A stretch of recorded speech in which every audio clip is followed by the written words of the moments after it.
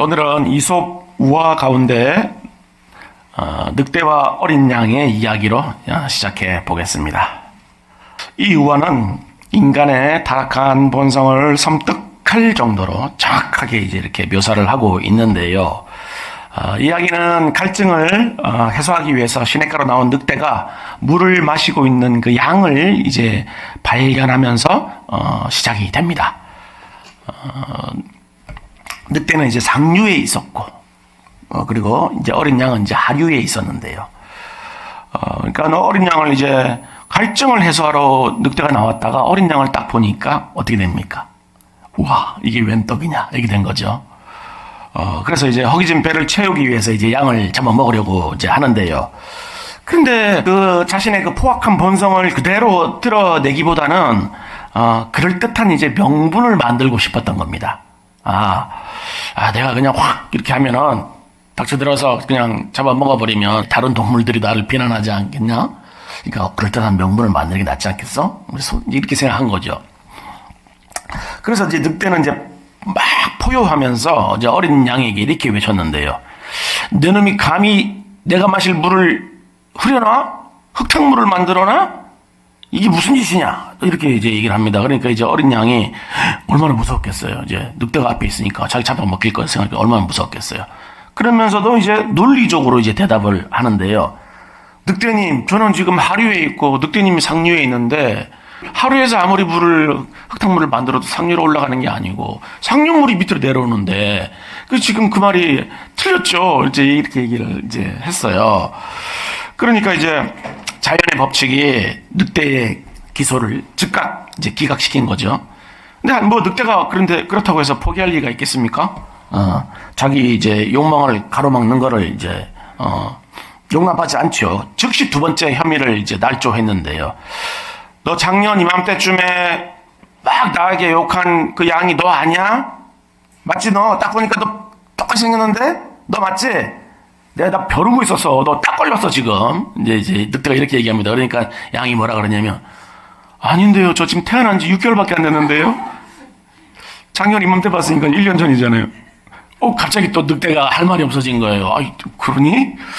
뭐 그렇다고 포기하겠습니까? 포기 안 하죠. 뭐라 그러냐면 네가 아니라면 틀림없이 네 아버지가 그랬을 거야. 똑같이 생겼어 너 지금. 너 아버지가 그랬으니까 그 피가 그 피니까 네 죄나 니네 아버지 죄나 다름없어. 야, 너 일로 와. 그러고 그냥 잡아먹어버린 거예요. 변명을 듣지도 않고 낼름. 그러니까 이 우화가 주는 교훈은 수천 년 동안의 그 정치사와 사법사를 간통하면서 세상을 향해서 이제 울려 퍼집니다. 17세기에 그 로저 스트레인지는 이 우화를 재해석하면서 개를 때리려고 마음먹으면 몽둥이는 어디서든지 찾을 수 있다. 이렇게까지 이제 얘기를 했는데요.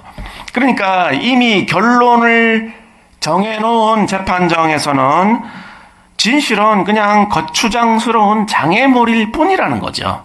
진실을 찾는 게 아니잖아요, 지금. 그러니까 이제 늑대가 원하는 것은 진실이 아니죠. 뭡니까? 그냥 필요를 채우는 거잖아요. 진실을 찾는 게 아니라. 자, 오늘 우리가 이제 본문을 통해서 살펴볼 장면은 인류 역사상 가장 불의한 재판이 열리는 곳으로 늑대와 어린 양 이 우화의 실사판입니다. 그러니까 여기서 이스라엘 최고 종교 법정인 사내들이는 늑대의 역할을, 예수님은 어린 양의 이제 역할을 맡고 있는데요. 대제사장 가야바의 관저에서 열린 이 심야 재판은 이미 모든 결론이 내려져 있는 상태예요. 다 결론을 내려놓고 예수님을 지금 잡아온 거지 않습니까? 그러니까 예수님을 죽이기로 작정한 그들에게 필요한 것은 공정한 심리가 아니라 사형을 집행할 수 있는 몽둥이, 그러니까 그 명분만 찾고 있는 겁니다, 지금.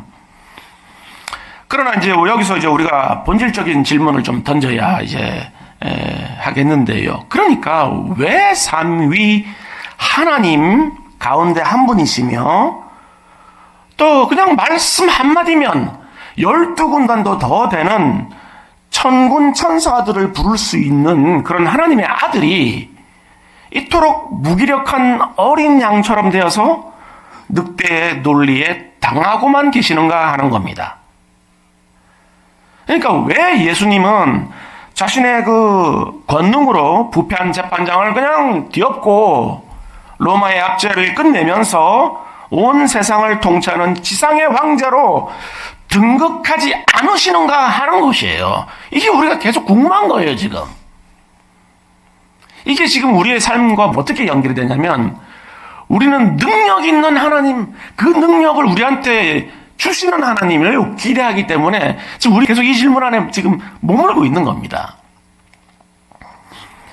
그러니까 이 질문에 답하기 위해서는 예수님이 이렇게 쓰셨던 그 법정이 얼마나 불법적이었는지를 이제 먼저 좀 파악을 할 필요가 있는데요.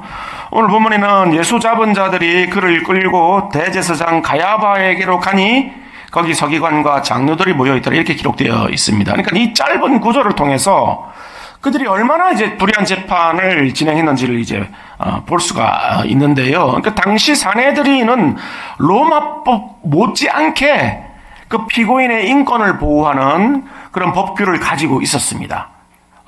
당연하겠죠. 로마는 세상 법정이지만 이 사내들이는 하나님의 법정이잖아요. 그러니까 그 율법을 가지고 있었잖아요.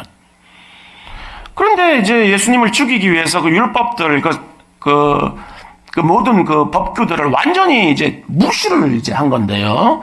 그 가운데 가장 명백한 불법은 재판의 시기와 장소였습니다. 그러니까 유대 구전 율법을 집대성한 그 미스냐를 보면 사형을 다루는 재판은 반드시 낮에 시작해서 낮에 끝나야 됐습니다. 예.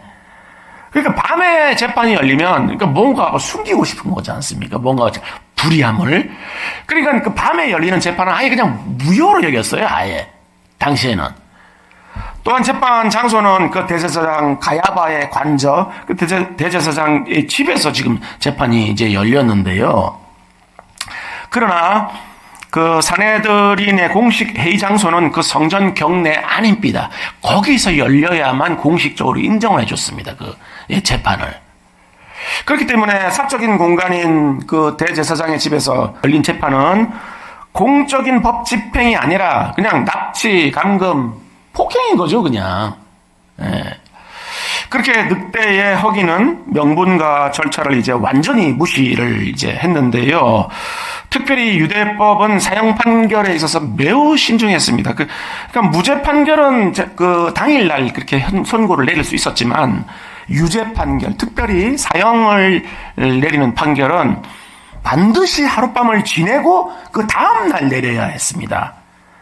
그러니까 재판관들이 집에 돌아와가지고 재판 선고 내리고 그냥 끝, 이게 아니라 집에 돌아와서 금식을 하고 기도를 하기 시작했습니다. 어떻게 하면 이 사람을 살릴 수 있을까?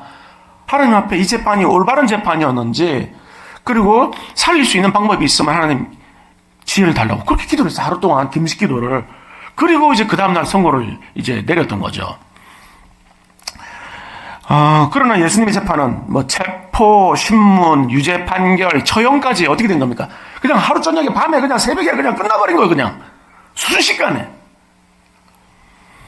그러나 무엇보다도 이제 가장 치명적인 위법은 그 재판에 변호인이 없었다는 겁니다. 예. 유대 사형 재판은 원칙적으로 그 피고인을 위한 이제 그 변론으로 이제 시작을 했는데요. 근데 만약 재판이 시작되자마자 만장일치로 유죄로 이렇게 판결이 되면 그 재판도 이제 무효로 간주했다는 거예요. 왜냐하면 누구도 그 피고인을 위해서 자비를 이제 구하지 않았다는 것은 재판부가 한통속이라는 거죠. 편향돼 있다는 것을 반증하는 것이기 때문에 한 사람도 예외 없이 모두가 한꺼번에 유죄라고 딱 판결을 내려버린다는 거는 그건 인정하지 않았다는 겁니다. 오히려 굉장히 합리적이죠, 생각이. 하지만 예수님 곁에는 그 어떤 변호인도 없었고 그분의 수많은 기적과 치유, 선한 가르침을 증언할 증인들은 완전히 이제 배제되었죠. 변호인도 없고 증인도 없고 뭐 아무도 없어요. 예수님을 위한 증인은 없어요. 그렇게 그들은 진실을 찾으려고 하지 않고 오직 거짓 증거를 찾기 위해서 이제 혈안이 되어 있었는데요. 그러니까 이 재판은 사법적 행위가 아니라 뭡니까? 정치적 정적의 제거를 위한 그런 목적인 겁니다. 그들은 이제 예수님의 인기가 점점 높아지니까 로마가 개입을 해가지고 자신들의 기득권이 무너질까 두려워했던 거예요. 안 되겠다. 딱 보니까 로마가 보니까 예수님이 인기가 높아진단 말이죠. 이게 지금 이게 우리한테 유리한 거야, 불리한 거야. 왕으로 세워지면 어떡하지? 반란이 일어나면 어떡하지? 로마도 이런 걱정을 한 거죠. 예. 그러니까 이제 이들이 지키고 싶었던 것은 자신들의 그 종교 제국, 자신들의 그 아성, 지금까지 자기들이 쌓아왔던 그 모든 기득권들, 그것을 이제 지키기 위한 것이었고, 그것을 위해서는 어린 양의 희생이 반드시 필요했던 겁니다. 예. 근데 재판정은 이제 당혹감을 감추지 못하는 일이 이제 일어납니다. 뭐냐면, 돈으로 이제 거짓 증인들을 다 매수를 했는데, 이게 입이 안 맞아요, 서로. 이 사람은 이렇게 얘기해, 이 사람은 이렇게 얘기하는 거예요. 돈을 서로 이렇게 데려다가 뭐 연습을 안 시켰나 봐. 거짓말 연습을 서로 시켜가지고 데려와야 되는데, 뭐 거짓말도 뭐 손발이 맞아야 한다고. 이게 안 맞는 거야, 말이 앞뒤가. 거짓 증인들이. 그러니까 이제 역설적으로 이게 뭘 의미합니까? 예수님의 삶이 얼마나 뭐 흠잡을 데가 없었는지를 대신 이게 보여주는 것인데요. 털어서 먼지 안 나는 사람이 없다고 하는데, 예수님은 뭐 그야말로 털어도 먼지 하나 안 나오는 그런 삶을 사셨던 거죠. 그러던 중에 두 사람이 딱 나서가지고 이렇게 얘기를 합니다. 이 예수가 하나님의 성전을 헐고 3일 동안에 다시 지을 수 있다. 이렇게 얘기를 했다. 그런데 이제 이 말씀을 왜곡하기 시작한 거예요. 뭐냐면 예수님은 이 말씀을 그 헤롯 성전을 대고 얘기한 게 아니잖아요. 자신의 죽음을 얘기하고 3일 후에 부활하실 때 그 의미를 얘기한 건데, 이 두 증인은 예수님이 하신 이 말씀을 헤롯 성전을 테러를 일으켜가지고 성전을 그냥 폭파시켜 본 다음에 다시 자기가 3일 만에 지을 수 있다. 이렇게 얘기했다. 이렇게 지금 증언을 한 겁니다. 그러니까 이제 가야바가 이들의 증거에 대해 가지고 왜 아무 대답도 못하냐? 빨리 얘기해봐. 얘들이 지금 한 얘기 맞지? 이렇게 추궁을 한 거예요, 예수님한테. 근데 이제 예수님이 어떻게 하십니까? 입을 꾹 닫고 계신 거죠. 그러니까 요즘으로 치면 뭡니까? 묵비권 행사입니다. 묵비권 행사. 근데 여러분, 묵비권 행사는, 자기한테 불리한 진술을 하지 않기 위한 것이 아니겠습니까? 근데 이제 이 예수님의 묵비권은 그런 것이 아니라 이사야 53장 7절의 예언을 성취하기 위한 것이었어요. 그러니까 이사야 53장에 보면 이렇게 예언되어 있습니다. 그가 곤욕을 당하여 괴로울 때도 그의 입을 열지 아니하였음이며 마치 도수장으로 끌려가는 어린 양과 털 깎는 자 앞에서 잠잠한 양같이 그의 입을 열지 아니하였도다. 정확하게 예언되어 있죠. 그죠? 예. 그러니까 이 예언을 성취하기 위한 예수님이 이렇게 해서 침묵을 하신 건데요. 그러니까 예수님의 침묵은 자기한테 불리한 진술을 하지 않기 위한 것이 아니라 오히려 그분이 이사야서에 예언된 메시아심을 오히려 드러내는 강력한 그런 선포였던 겁니다. 근데 만약 예수님이 그 탁월한 지혜로 그 거짓 증거들을 무효화시키면서 무죄를 만약에 입증하셨다면 어떻게 됐을까요? 한번 몇 마디면 그냥 다 무력화시키지 않겠습니까? 근데 그렇게 됐으면 어떻게 됐을까요? 그렇지요. 십자가는 없는 거죠. 그럼 어떻게 됩니까, 우리는? 부활도 없고, 그럼 우리는 어떻게 됩니까? 가장 불쌍한 사람이 되는 겁니다, 우리는. 그러니까 보통 묵비권은 자기가 살기 위해서 행사하는 것인데, 예수님은 살기 위해서 침묵하신 것이 아니라, 오히려 죽으시기 위해 침묵하신 거예요.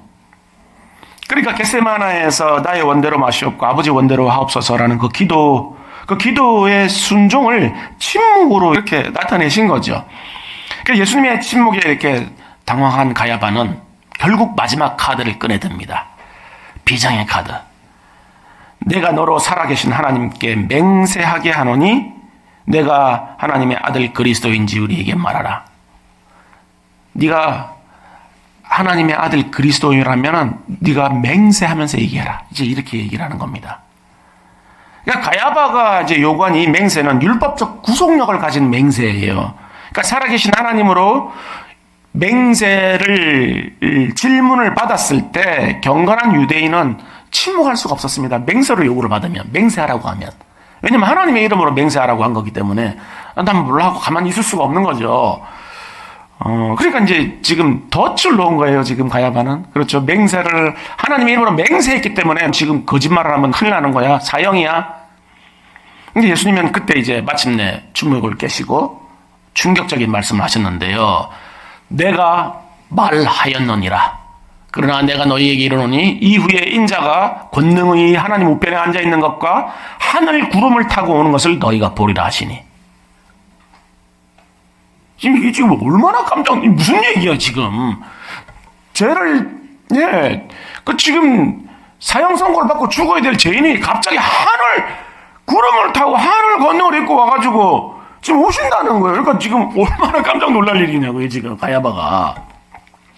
이 말씀은 이제 시편 110편과 다니엘 7장의 두 가지 메시아 예언을 이제 결합을 한 것인데요. 그러니까 예수님은 지금 자신을 심판하는 가야바에게 이렇게 말씀하시는 겁니다. 네가 지금 말한 것 같이 나는 다니엘이 본 그 인자이며 다윗이 말한 그 주가 바로 나다. 나는 로마를 몰아낼 정치적 메시아 정도가 아니라 하늘 구름을 타고 와서 온 우주를 심판할 재판장이다. 너희는 지금 나를 십자가로 보내지만 그 십자가는 내가 권능의 우편으로 올라가는 계단이 될 것이고 지금은 네가 나를 심판한 것 같지만 이제 내가 너를 영원한 심판대 위에 세울 것이다. 이런 선포가 되는 겁니다. 얼마나 놀랐겠냐고요, 가야바가 지금. 이 말을 들은 가야바는 이제 막 충격을 받아 어쩔 줄을 모르다가 정신을 좀 차려가지고 뭐라 그러냐면 신성모독이다. 자기가 지금 하나님이라고 한다. 이자가 지금. 그러면서 격분하면서 자기 옷을 막 찢어버려요. 대제사장 옷을. 유대인들은 자주 옷을 찢어요. 그죠? 예. 회개할 때도 옷을 찢고, 예. 늘 옷을 찢습니다. 옷이, 많이 없는데 그분들 옷을 찢는다는 거는 그만큼 이제 막 절박하다는 거죠. 그런데 이제 율법에 따르면 대제사장들은 자기의 그 대제사장 옷을 찢으면 안 됐어요. 왜냐면은 그 옷은 제사장의 직분과 이스라엘의 거룩함을 이제 상징하는 것이기 때문인데요. 그러니까 가야바가 지금 분을 참지 못하고 자기 옷을 이렇게 찢은 것은 이제 자기도 모르게 구약의 제사 제도가 끝났다는 것을 이제 선언한 겁니다, 오히려. 그러니까 인간 대제사장의 옷이 찢어지는 순간 이제 참된 대제사장이신 예수 그리스도를 통해서 하나님께로 나아가는 새로운 길이 열렸다는 것을 오히려 그 사람이 옷을 찢으면서 선포를 한 게 된 거예요, 지금. 그렇게 사내들이는 이제 만장일치로 판정을 내립니다. 피고인 예수를 사형에 처한다. 땅. 자, 그렇다면 다시 질문으로 돌아와서 왜 하나님의 아들이신 예수 그리스도는 이 모든 지옥과 수모를 견디신 겁니까? 가야바가 옷을 찢고 강분을 할 때 예수님은 말씀 한마디면 그를 제압하실 수 있었습니다. 광야에서 마귀가 자연했던 그 천하만국과 그 영광을 함으로 해서 로마 황제를 폐위시키고 예루살렘을 수도로 하는 지상 최고의 제국을 건설하실 수도 있었어요. 얼마든지 그렇게 하실 수 있죠. 만약에 예수님이 지상의 그 황제가 되셨으면은 지지도가 몇 % 정도 됐을까요? 우리 대통령 지지도도 늘 따지는데 얼마 정도 됐을까요? 90%는 넘어갔습니다. 10% 정도 불의한 사람들은 늘 그죠? 나 싫어. 내 거 뺏어가는 거 싫어. 이러면서 반대할 줄 몰라도. 그러니까 모든 불의는 사라지고 정치와 경제 문제는 해결되면서 그야말로 모두가 꿈꾸는 그런 훌륭한 황제가 되어서 그런 정말 우리가 바라는 지상 낙원이 세워졌을 것이 틀림없어요. 여러분 그런 나라를 꿈꾸시죠? 예수님이 지상 낙원을 세우셨으면 어떻게 여러분 좋으십니까? 어떠십니까?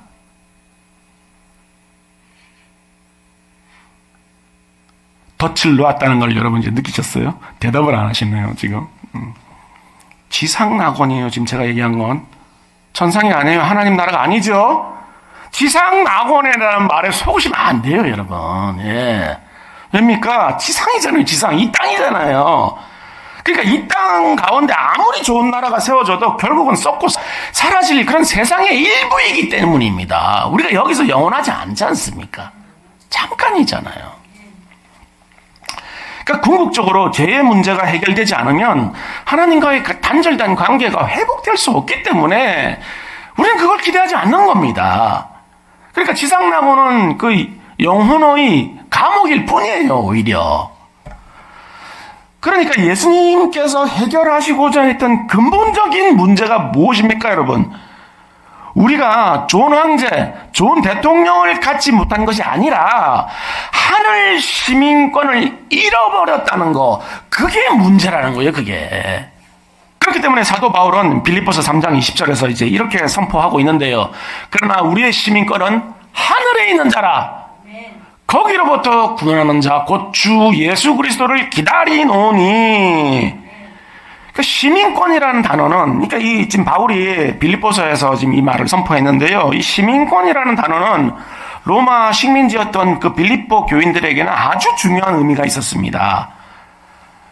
그들은 이제 빌립보에 살고 있었지만 로마 시민으로서 로마 황자의 법을 따르고 로마의 옷을 입으며 로마 시민의 특권을 누렸기 때문인데요. 며칠 전에 뉴스를 보니까 트럼프 대통령이 그 영주권을 15억에 팔고 있더라고요. 보니까 골드 카드 그래가지고 영주권을 15억을 주면, 현금 15억을 주면 이제 영주권, 시민권이 아니고 시민권은 살 수도 없고 팔지도 않고 영주권인데 15억이더라고요. 여러분 어떻게 하시겠습니까? 살 수 있어요, 이제 미국 영주권. 돈 있으시면 사시겠습니까?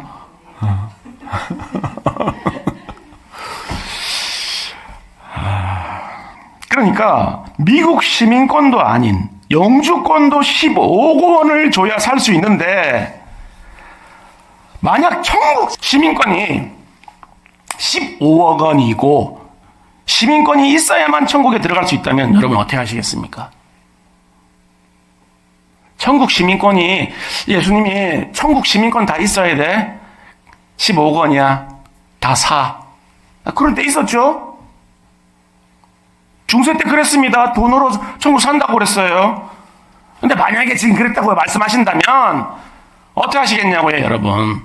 땡볕을 내더라도 사요. 지금 갈등할 때입니까? 지금 천국인데 지금.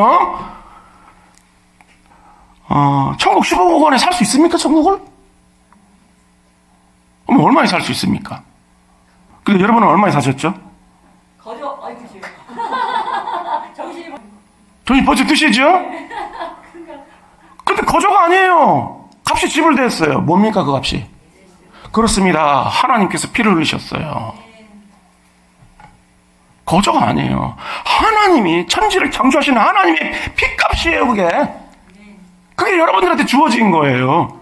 상상도 할 수 없는 은혜입니다, 지금. 이처럼 예수님은 우리가 이 땅에 살지만 본질적으로 하늘 제국의 시민으로 살게 하기 위해 오셨다는 겁니다, 지금. 그렇게 예수님이 십자가에서 죽으심으로 죄의 장벽을 허무셨기 때문에 우리는 비로소 하나님 나라의 이방인도 아니고 나그네도 아니고 천군과 천사들과 동일한 그 나라의 시민이 될 수 있는 것입니다. 그러니까 우리가 하늘 시민권을 얻었다는 것은 무엇을 의미하는 것입니까? 로마서 8장 17절에 보면 우리가 그리스도와 함께한 상속자다라고 가르치고 있습니다. 그러니까 우리가 영원한 나라의 시민권을 가지고 있다는 것은 영원한 생명을 소유한 것일 뿐만 아니라 그 영원한 하늘의 기업을 상속받을 상속자까지 되었다는 거예요. 미국의 그 트럼프 골드 카드를 사면 영주권 플러스 미국 그 나라를 상속받는 상속까지 줍니까? 말도 안 되죠? 그런데 지금 하늘의 시민권은 그렇다는 거잖아요. 영원한 생명 플러스 그 하늘의 모든 기업의 상속권까지 포함되어 있다는 겁니다, 지금. 한마디로 이미 모든 것을 다 가진 자라는 거예요, 여러분들은. 이러한 실존적 사실은 우리 삶의 방식을 이제 완전히 뒤바꿔 놓습니다. 우리가 이렇게 각박한 세상에서 어떻게 다른 사람들에게 관용을 베풀 수 있습니까? 세상 사람들은 땅 한 평에 목숨 겁니다, 정말. 여러분, 뭐 신문에 매스컴에 자주 나오잖아요. 그 딸받기, 그쵸? 목숨 걸어요. 하나의 자리, 그 자리, 직장에 그 자리를 놓고 정말 치열하게 경쟁하고 싸웁니다. 그 진급해서 그 자리에 올라가려면 상상도 할 수 없어요. 그런데 우리는 왜 관용을 베풀 수 있다는 거예요? 우리는 하나님 나라를 소유했기 때문입니다. 영원한 생명을 소유했고 우주 만물을 소유했으며 하늘의 기업까지 소유했는데 하늘의 하늘까지 3층 청까지 다 소유했는데 그것은 만유의 주인 되신 하나님을 아버지로 소유했기 때문입니다. 우리가 어떻게 슬픔과 눈물이 가득한 이 세상에서 기뻐하고 감사할 수 있는 것입니까? 이 땅의 법정인 세상은 우리를 실패자라고 선고해도 별 볼 일 없는 인생이라고 그렇게 선고해도 하늘의 최고 법정이 우리를 사랑받는 자라고 선고했기 때문이에요. 가야바의 판결은 3일 만에 뒤집어졌지만 하나님의 판결은 영원한 것입니다. 바뀌지 않아요. 이미 끝났어요. 여러분들은 그런 판결을 받으신 거예요. 우리가 어떻게 이 불의가 가득한 이 패역한 세상에서 거룩한 삶을 살 수 있는 것입니까? 그 나라의 시민권을 따내기 위해서가 아니라 이미 그 나라의 시민이 되었기 때문에 그 나라의 품격에 맞는 삶을 살기 때문에 그렇다는 겁니다. 그래서 거룩한 삶을 살 수 있다는 겁니다. 그 나라의 품격에 맞게 살아야 되지 않겠습니까? 악이 다툼하면서 살면 안 되죠. 그러니까 안 맞아. 이 레벨에 맞춰서 살아야지. 한국 사람은 외국에 나가서도 김치 찾잖아요. 김치가 얼마나 귀한지 정말. 그런데 뭐 한국 사람들은 너가 나가면 김치 찾지 않습니까? 그런 것처럼 하늘 시민은 이 땅에서도 하늘의 거룩함을 추구하는 본성을 갖게 됐다는 겁니다. 이게 입맛이 바뀌는 거예요. 입맛이. 한국 사람 입맛이 바뀝니까? 안 바뀌잖아요. 하늘의 시민은 그 입맛이 바뀌는 거예요. 거룩으로 바뀌는 거예요. 억지로 그렇게 하는 게 아니라는 겁니다. 그렇게 우리는 모든 것을 다 가진 자이기 때문에 이 땅의 것들을 이제 양보할 수 있고 이제 손해볼 수 있고 이제 희생할 수 있는 것입니다. 이제는. 그렇죠. 그러면 이제 어떤 분들은 이렇게 얘기합니다. 저는 별로 주신 게 없어요. 전 별로 가진 게 없어요. 뭘 양보하라는, 뭘 손해보고. 이미 다 가진 자라고 그러는데, 아무것도 가진 게 없는데요. 이거 뭡니까? 뭐 이렇게 얘기하시는, 그래, 불평하시는 분들이 있습니다. 여러분, 어느 재벌 총수가 아직 어린 자식에게 다 줍니까? 경영권을 넘겨주고 다 모든 걸 다 줍니까? 어느 총수가? 그런 역량을 갖추기까지, 그런 경영권을 넘겨받기까지, 그런 모든 것들을 자기가 컨트롤할 수 있을 때까지 가르쳐야 되잖아요. 잘하게 해야 되잖아요. 그 과정이 반드시 필요하잖아요. 그 초등학생한테 그 신분에 맞지 않는 용돈을 초등학생한테 오늘 이번 달 용돈은 아빠가 미안한데 형편이 좀 그래. 1억만 써라. 이게 지금 옳은 거냐고요. 그런 아빠가 세상에 어디 있냐고요. 역량에 맞지 않는 걸 주면 어떻게 됩니까? 그거 아예 망치죠. 망칩니다. 그렇죠? 경영권 주면 그 회사도 망치죠. 그러니까 우리는 지금 그런데 초등학생인데 아빠 100억 줘 이러고 있는 거나 다를 바가 없는 겁니다. 지금 그러니까. 그래서 계속 불평이 나오는 거예요. 다른 사람하고 자꾸 비교를 하니까. 그 역량에 맞춰서, 그 과정에 맞춰서, 그 영적인 거기에 맞춰서 하나님이 다 맞춰서 주시는 거 전부 다. 그렇게 세상의 지위를 버리고 하늘의 시민권을 택하는 것이야말로 진정한 능력이라는 사실을 이제 삶으로 보여준 사람이 있는데요. 1621년입니다. 오스트리아의 명문 귀족 가문 가운데서 태어난 유스티니안 폰 벨츠 남자인데요. 이 사람은 금수저정의 금수저로 태어났어요. 그리고 이제 이 사람은 루터교, 마틴 루터가 이제 1500년대에 종교개혁을 있으니까 그 후 한 100여 년 후 사람인데 루터교를 가지고 있었는데 당시 유럽 교회는 선교는 사도들의 시대에 끝났다라고 가르치면서 현실을 안주하고 있었습니다. 그러니까 선교, 세계 선교는 사도 때 다 끝났다. 우리는 그렇게 안 해도 된다. 이제 이렇게 얘기를 하고 있었던 거죠. 그래서 이제 이방인들은 하나님께 버림받았다라는 그런 잘못된 신학적 핑계 뒤에 숨어가지고 교회는 늑대처럼 그냥 성도들의 그냥 그걸 착취하면서 이제 배만 불리고 있었는데요. 벨츠는 이제 40세에 회심을 했답니다. 그런데 이제 회심을 경험하면서 성경을 깊이 읽고 예수님의 마음을 이제 깨닫게 되었는데요. 그래서 예수님을 사랑하는 모임을 이제 막 만들어가지고 마음이 너무 뜨거우니까 예수님을 늦게 만나가지고 이제 마음이 너무 뜨거우니까 야, 우리가 그러면 선교사를 훈련시켜가지고 파송하자. 우리 단체에서. 이렇게 제안을 했어요, 이 사람이. 근데 이제 사내들이 예수님을 신성 모독하는 자로 몰았듯이 당대 그때 이제 교회들이 벨츠를 광신자처럼 봅니다. 이 너무 심하게 이렇게까지 아니 늦게 예수님 만났다고 야 나도 그럴 때 있었어. 너 혼자 그렇게 날뛰고 그렇게 하지 마. 막 이렇게 한 거죠 지금. 근데 이제 놀라운 일을 결단을 합니다. 남작 자기를 귀족 지위를 버리기로 결단한 거예요. 그래서 사람들 앞에서 그걸 공포를 하면서 나는 오늘 이 남작 지위를 내려놓습니다. 그리고 내가 가진 모든 재산, 토지를 다 팔아서 선교에 하나님 나라의 선교를 위해서 올려드리겠습니다. 이제 이렇게 발표를 한 겁니다.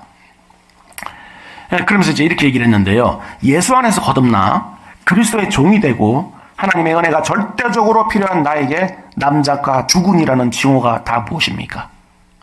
나는 이 모든 헛된 영광을 예수 그리스도의 발 앞에 내려놓습니다. 이렇게 딱 선언을 하면서 그리고 이제 어떻게 했냐면 스스로 선교사가 되어가지고 선교지로 떠납니다. 여러분 수리남이라는 나라 아세요? 혹시 들어보셨습니까? 예. 남미에 그 브라질 바로 위에 있는 조그만 나라입니다.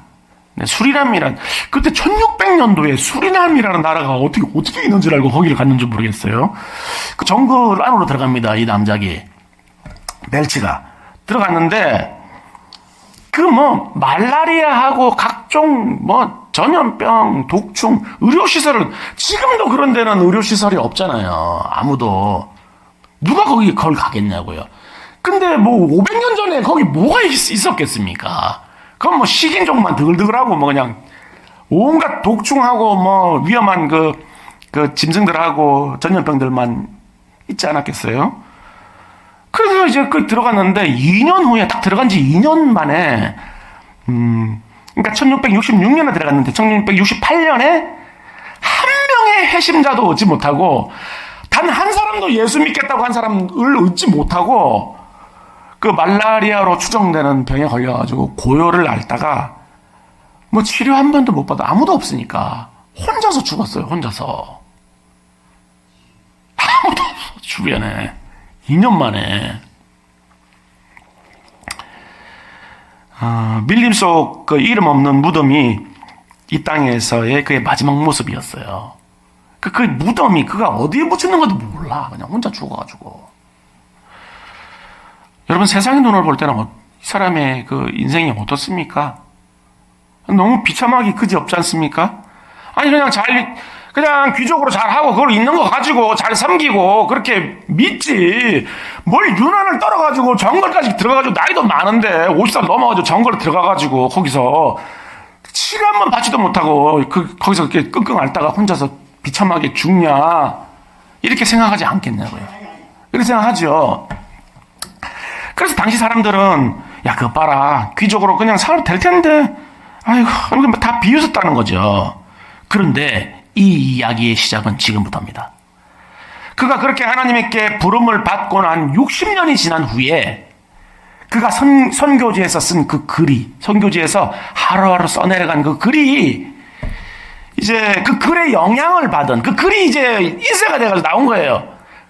그 글의 영향을 받은 경건주의자들과 진젠도르프의 그 모라비안 교도가 일어나가지고 세계 선교의 문을 활짝 연 겁니다. 그걸 보고 그 글을 보고 그 인도 선교의 아버지자 이제 현대 선교의 아버지라고 불리는 그 윌리엄 캐리를 비롯한 근대 선교의 모든 선교자들이 그가 뿌린 씨앗 위에서 살아난 거예요. 그러니까 이 사람이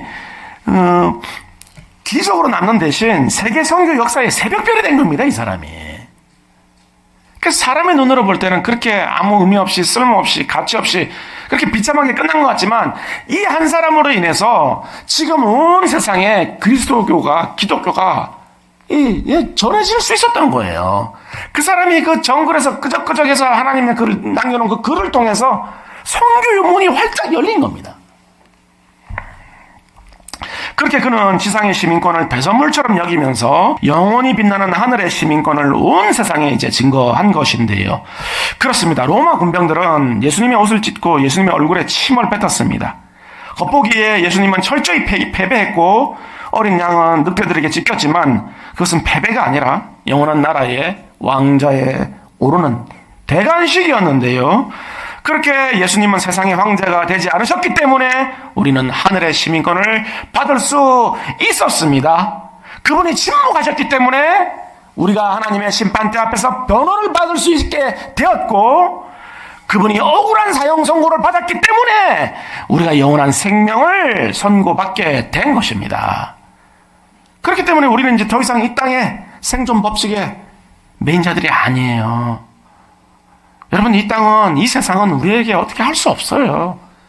우리 주변에 있는 환경과 처지들이 우리 눈에 보기에는 너무나 큰 위협으로 다가오지만 아닙니다. 하나님께서 다 주관하고 계세요. 우리 눈이 닫혀서 늘 그냥 두려운 거지. 우리는 하늘의 주제이신 만왕의 왕의 로얄 패밀리가 되었기 때문이에요. 여러분 부러워하지 않으셨습니까? 영국의 로얄 패밀리, 퀸 누구, 퀸 엘리자베스, 퀸. 여러분들이 퀸이라는 겁니다. 퀸. 그건 또 이 땅에, 지상에 로얄 패밀리가 아니라 온 우주에 하늘에 그 로얄 패밀리가 되었다는 거예요. 여러분들이 이미 모든 것을 다 가진 하늘의 왕족이라는 사실을 믿으십니까? 한 분만 믿으세요? 나는 하늘의 로얄 패밀리 다 됐고요. 지금 좀 원하는 거 좀 주시면 안 되겠습니까? 그러고 계신 거예요, 지금? 너무 힘들어 죽겠는데, 지금. 여러분들이 하늘의 왕족이라는 사실을 믿으신다면 그 왕족답게, 가장 명예로운 그 왕족답게 살으셔야 되는 거예요. 이게 진짜 진정한 뭡니까? 오블리즈 노블레스가 이거예요. 정말 진정한 오블리즈 노블레스. 이게 여러분, 세상이 여러분들을 오해하고 비난하고 있습니까? 그렇다면 예수님처럼 침묵의 위험을 보이십시오. 하나님 다 아세요. 왈가불가 안 하셔도 돼요. 손해보고 빼앗기고 억울한 일 당하셨습니까? 폰 벨츠처럼 이깟 세상의 타이틀이 다 무슨 소용인가 하고 그냥 웃어 넘기십시오. 여러분들은 썩지 않고 쇠하지 않는 영원한 기업이 주어진 것입니다. 여러분들에게. 근심, 걱정, 염려로 불안에 떨고 계시지 않으십니까? 혹시? 두려워하지 마세요. 하늘 구름 타고 오실 인자가 여러분의 왕이자 주인이시기 때문입니다. 인류 역사의 마지막 무대에 홀로 서실 분은 세상 그 누구도 아니에요. 오직 우리 구주 예수 그리스도이시기 때문입니다. 그분이 마지막에 서 계실 거예요. 이것이 십자가의 길이자 이미 다 가진 자가 누리는 기쁨과 감사의 비밀인데요.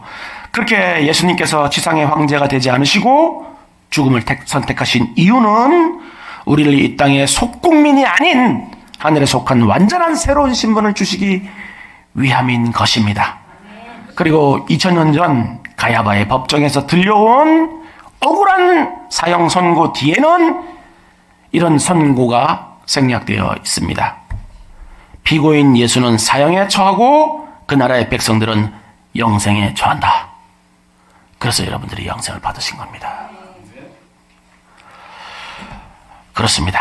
그날 가야바의 법정에서 울려 퍼진 사형 선고는 우리를 향한 하나님의 피묻힌 사랑의 선고였던 것입니다. 오늘은 이사야서 53장 5절 말씀을 다 같이 한번 읽으면서 마치면 좋겠는데요.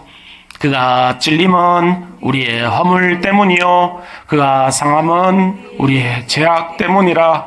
그가 징계를 받음으로 우리가 평화를 누리고 그가 채찍을 맞음으로 우리는 나음을 받았도다. 아멘. 이 시간 그 위대한 사랑 안에서 하늘의 시민의 그 거룩한 긍지를 품고 관용하며 사랑하며 당당하게 믿음의 길을 걸어가는 저와 여러분 모두가 될 수 있기를 주님의 이름으로 축원하겠습니다.